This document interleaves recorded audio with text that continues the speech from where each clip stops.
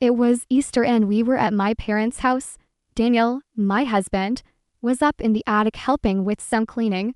Then, all of a sudden, his face went pale. He whispered, "Don't react. Wait until your mom's gone." And then I saw what he had uncovered. I didn't break down. Instead, I acted. 3 days later, my parents were frantically on the phone with their lawyer. I'd always thought if my world ever shifted in a single instant, truly shifted. Not like a new haircut or a breakup, there'd be some sort of soundtrack, a dramatic swell, maybe thunder, something cinematic. But no, there was only dust. There was a pile of boxes marked Christmas stuff, probably my mom humming along to Michael Bublé in the background, as if she wasn't standing on top of years of things no one wanted to talk about. All tensions, emotional silence, no dramatic bang, just my heartbeat doing something I didn't yet have words for. The attic looked unchanged. Still that same space where old ribbons, discarded decorations, and quiet shame went to disappear. My dad had talked about clearing it out in that way he always does. The tone that suggests credit for a job he hasn't touched. I said, "Sure, like I always do." Daniel had offered to help. Of course. That's who he is. He shows up, especially when others pretend not to see. I was still there, elbow deep in a bin of knotted, yellowing extension cords. Mom was off in the far corner, digging through a tub of garlands, muttering about my stot. Daniel had moved to the other side, quietly, making himself useful in his soft, dependable way. That's when I noticed the stillness. He wasn't moving. I looked up and saw him crouched behind a pile of boxes, his eyes fixed on something, and blinking, breathless. "Daniel," I called. He shifted just enough to catch my gaze. His face had lost all color. Then he stood slowly and came over to me.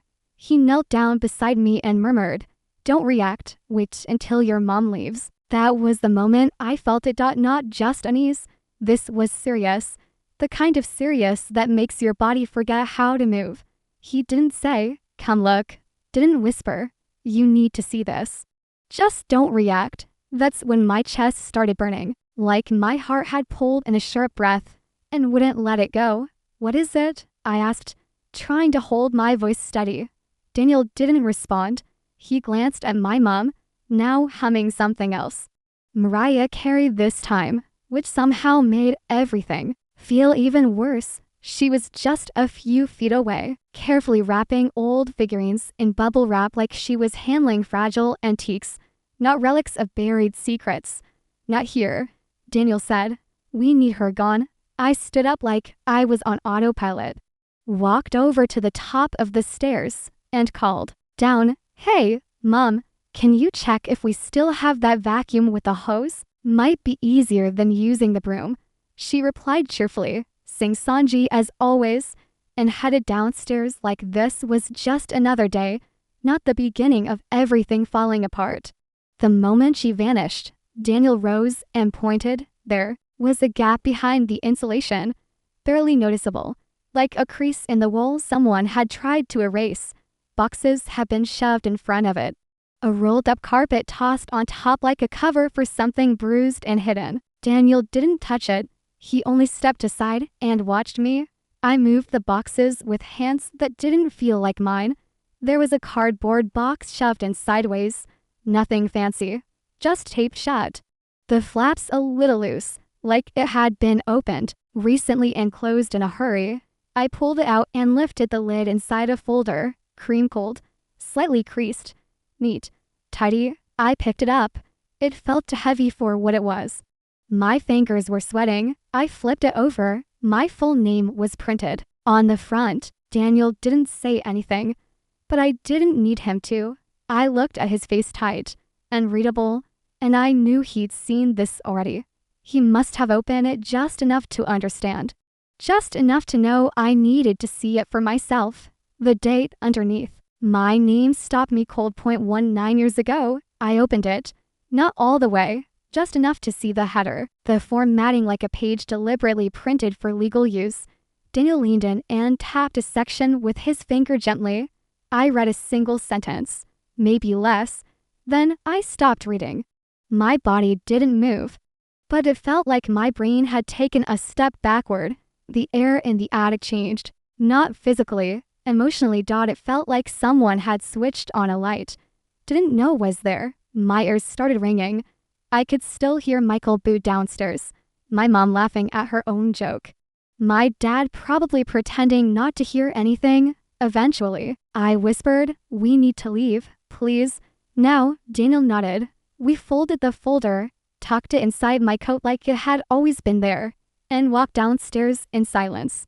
My mom was at the base of the stairs holding the vacuum and asking something about whether we needed the upholstery attachment. Something came up. I said, "You're leaving already," she said, blinking like she didn't understand. Like this wasn't just another day of pretending we're all fine. "We'll be back later." Dad didn't look up from his crossword. We kissed goodbye like everything was fine. Daniel smiled like everything was normal. My mom reminded me to take leftovers because she always does. I didn't hear what she said after that. We walked to the car, got in, closed the doors. I didn't say anything. Daniel didn't ask. The folder dug into my ribs like it had become part of me.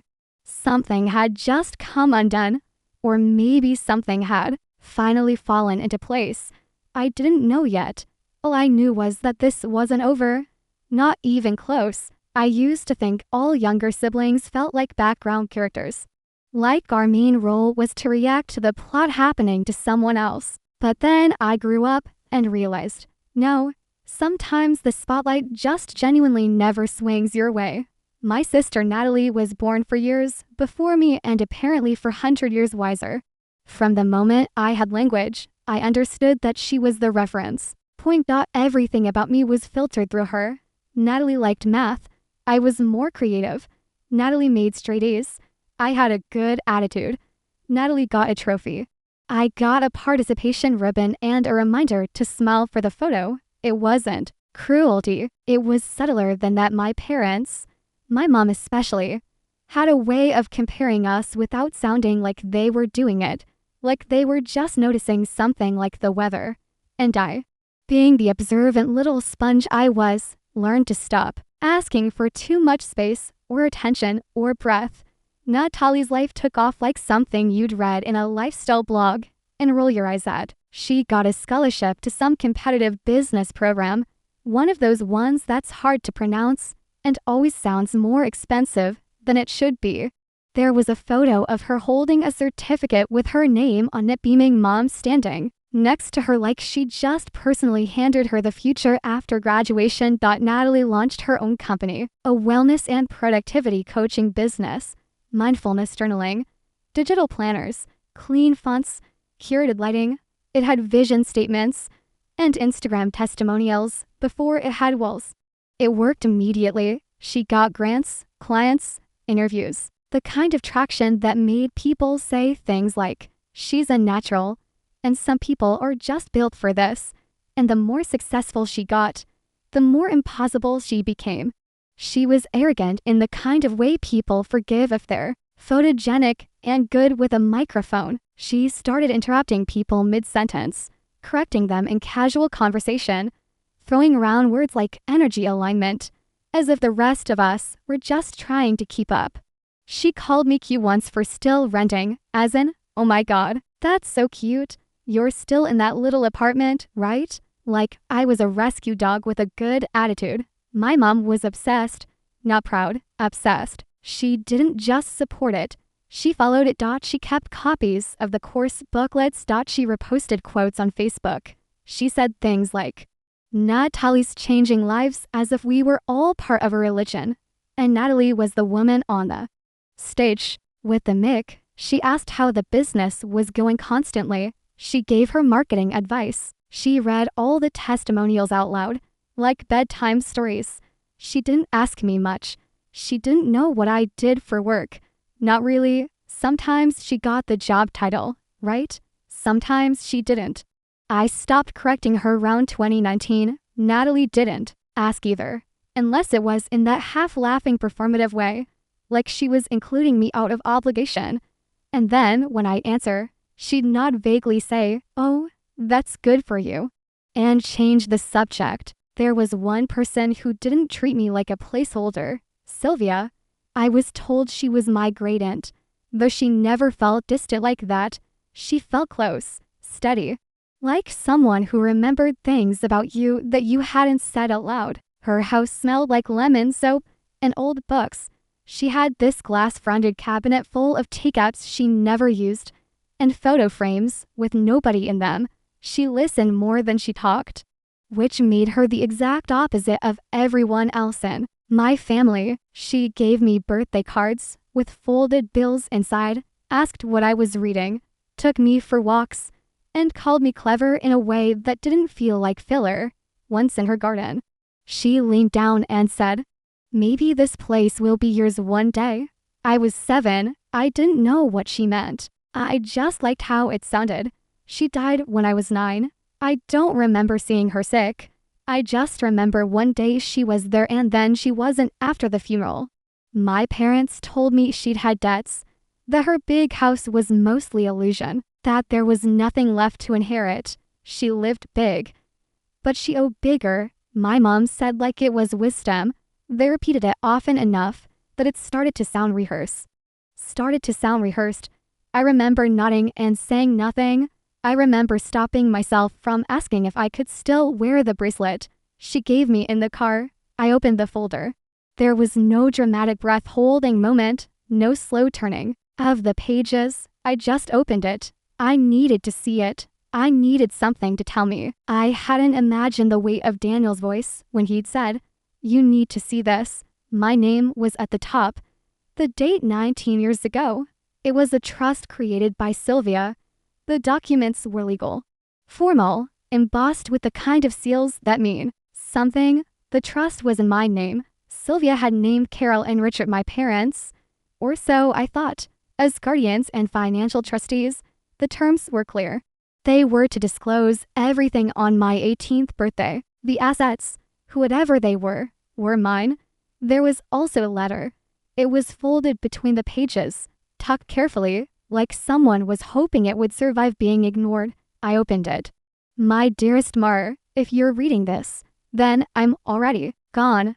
And the people who raised you have decided that now is the time for you to finally learn the truth. I pray they've told it all. You deserve to know exactly who you are. My name is Sylvia. You've always known me as your great aunt. But in reality, I am your grandmother. Your mother, Celia, was my daughter. She passed away when you were very young, too young to have real memories of her, but not too young to be held in her memory. After Celia died, your Aunt Carol and her husband Richard took you in. Carol is Celia's half-sister and Richard her brother-in-law. They became your guardians. And for that, I was genuinely thankful. But it was my explicit wish clearly stated that you would be told the truth once you turned 18. They didn't give birth to you. You were born to Celia and to me. I created this trust so you would have something solid, a foundation, something your mother never had, something you could grow from, a future that would be entirely yours. I hope they honored that. I hope this was given to you on your 18th birthday as I asked. And more than anything, I hope you've never gone through life feeling like you came second. With all the love I have, Sylvia. I just stare at the letter, the signature, the words. You were not born to them. And it felt like my entire life tilted, just slightly off-center. Daniel sat beside me, saying nothing. I folded the letter slowly and slid it back into the folder. Then I just sat still, trying to breathe like it was something new I had to figure out how to do. The lawyer didn't even flinch when I handed him the folder. He gave a slow, measured nod, as if this sort of thing happened more often than anyone would care to admit. Then he said, "All right. First step is to file a formal demand for accounting. They're legally required to give you a full financial breakdown." Daniel remained next to me, quiet, his hand resting gently on my leg. I didn't have much to say either, just nodded.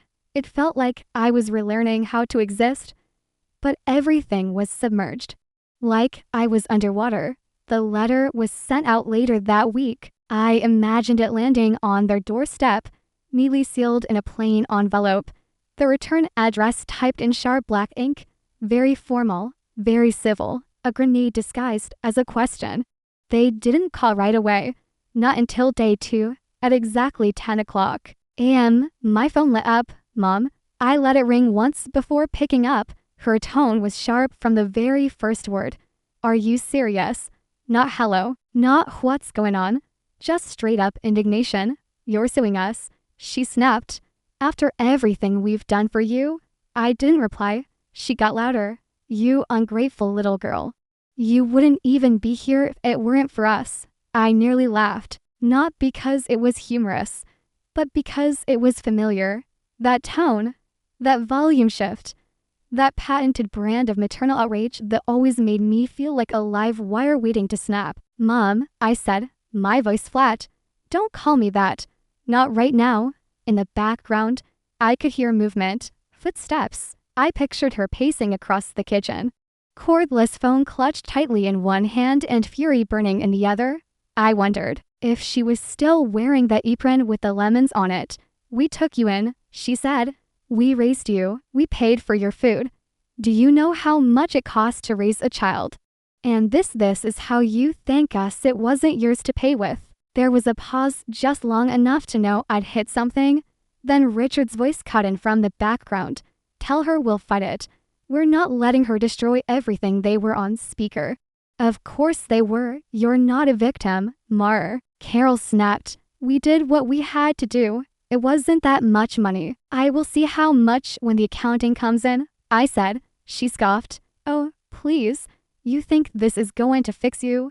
You think getting a few dollars makes up for being a miserable little? I hung up. Daniel watched me from the kitchen, leaning against the counter, arms folded. He didn't ask what she said. He didn't need to. Later, I caught myself thinking the words mom and dad again out of habit. Like my brain hadn't caught up with the truth. I stopped mid-thought. Carol Richard, I don't want to call them mom and dad anymore. Not after what they did. Not after what they took. But it's hard to untangle 30 years of language from your mouth. Harder still to do it from your memory. 2 days later, they showed up, no warning. Just a knock at the door, sharp and familiar. When I opened it, they were both standing there smiling like nothing had happened. Carol held a Tupperware container cookies. Probably the kind she made when I was sick or quiet or taking up too much space. We thought we'd talk face to face, she said, like a family. Daniel stayed in the next room. He trusts me to hold my own. I let them in because I wanted to see what they look like when they lie in person. Carol sat on the couch and started talking. Immediately, words like misunderstanding, overreaction, dramatic. Richard just stood with his arms crossed like he was waiting for someone to tell him he was right. You're blowing this out of proportion, Carol said. It wasn't some crime we made. Choices as parents. You weren't supposed to make those choices for me. Don't get smart. I didn't answer. You've always been sensitive, she said. You always needed everything spelled out for you. Maybe if you'd asked more questions when I was a child. She rolled her eyes like I was being impossible. We didn't want to traumatize you. You were so fragile back then. Richard spoke for the first time. We gave you a life. I stood. Where did the money go? Carol blinked. What the trust? Where did it go? Silence.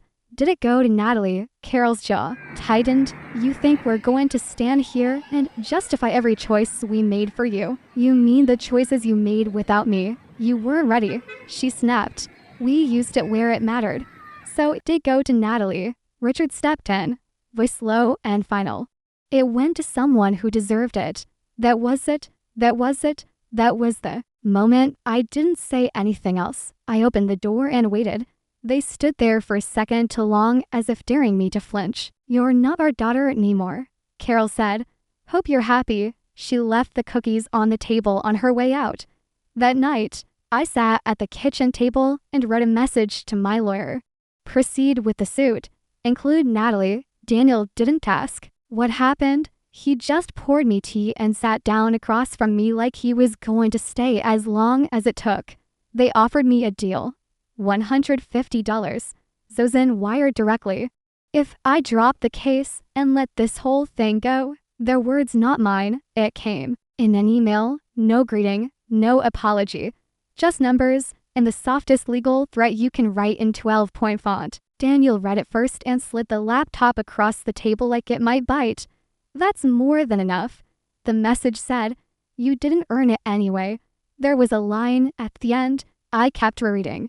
"You were never the ambitious one, cute." I didn't respond. 2 days later, I saw Natalie's face on my screen. It was one of those women to watch videos, filtered lighting, tasteful bookshelf, just the right amount of eyeliner. She was being interviewed in her office, or at least a room designed to look like an office and not a branded shrine to herself. "No one gave me anything," she said. "I built this business with grit, with failure, with persistence." I watched in silence. She smiled like she believed it. "If you want something," she added, "you have to earn it." I closed the tab, called my lawyer. "We're going all the way." Natalie called me the next morning. I didn't answer. She called again by the third call. I picked up. "What the hell is wrong with you?" "No." "Hello?" "No." "Warm up." Just Natalie spitting fury down the line like she'd been rehearsing it in front of a mirror. "You're dragging my name through the dirt. You're obsessed. You always have been. Okay, you don't get to ruin my career because you couldn't build one yourself." Asked mom and dad where the money came from. Silence. And then, not silence, worse, yeah. She said, "I found out." So what? The scholarship paid for school. But it was still a competitive program. I earned my place. The grants helped launch the business. But that didn't build my ideas. I did that. It was just money. It doesn't mean I'm not successful. I didn't argue. I let her hang up. The court date came faster than I thought it would. I didn't go to every hearing, just the one that mattered. The judge was a woman with silver hair and no time for emotion. My lawyer walked her through the trust records, the bank statements, the transfers, the shell accounts, the payments marked scholarship fund that went straight into Natalie's tuition, the marketing budgets labeled business grants that came directly from my name. It was all there. Paper trails don't lie. Natalie's lawyer tried the sympathy angle. She was just a kid. She didn't understand. But the records made it clear she'd known for years, known and said nothing known. Yet she still made comments like no one gave me anything even after benefiting from my trust. The court's decision was straightforward. The business would be liquidated and whatever assets remained would go to me. Carol and Richard were left to handle everything else. They stayed silent as the judgment was delivered. Carol's hands rested motionless in her lap while Richard stared ahead as if watching a fire rage in front of him, powerless to stop it. 2 weeks later, I received the transfer. It wasn't the full amount, but it was enough to begin again, enough to breathe without constantly wondering what had been taken from me. The rest trickled in through whispers, quiet rumors, messages from names I hadn't seen in ages. A short article tucked away on page 6 of the local newspaper talking about a private decision to shut down the business. No comments, no corrections, just silence. They sold the house, too. It wasn't made public, but I heard word always travels when people considered pillars of the community suddenly downsized to a modest rental to towns away. Natalie moved back in with them. Apparently, she's recalibrating, which is hilarious, considering that's what she used to call her $39 online course for people who had just been dumped or fired. Then came one final message, an email from Carol, no subject line, just a sentence in the body. "You've destroyed everything. You were never one of us." I deleted it before Daniel had the chance to see. There are nights I can't sleep when that happens. I take out Sylvia's letter. It's worn now, one corner faded and soft, but I still read it as if it might say something new. Not because I need closure, but because it's the only thing in all of this that was ever truly meant for me. I haven't shared my next move with anyone. I don't feel like I need to, honestly. I'm not ready to build anything right now. I just want to stand still for a moment and finally feel like the ground under my feet belongs to me. I never imagined I'd feel this at peace. Not after the court hearings, not after bank statements and turning old family photographs into legal evidence. But here I am. Carol and Richard haven't reached out since the ruling. Natalie's been silent, too. I'm okay with that. The peace I have now speaks louder than their silence ever did. We moved a smaller house, but bigger windows. Daniel cooks more often now. I laugh more. I received everything. The business, the accounts, the emergency fund, the one that was supposedly never intended for me. Even the $150,000 they once offered just to make me disappear. I accepted it, all of it. I thought I might feel shame. I don't. They spend years lying to me, and that money, it should have always been mine. Now it is. What will I do with it? I'm not sure yet. Maybe I'll travel. Maybe I'll finally sleep without grinding my teeth through the night. I met with Marisol, one of Celia's old friends. We had coffee. She brought pictures and told me Celia had been wild, full of creativity, and absolutely in love with me. That's all I needed to hear. There's nothing left unfinished. What was mine is finally in my hands. And I'm fully standing in it now. Did I go too far? Or maybe not far enough? Comment below and don't forget to subscribe.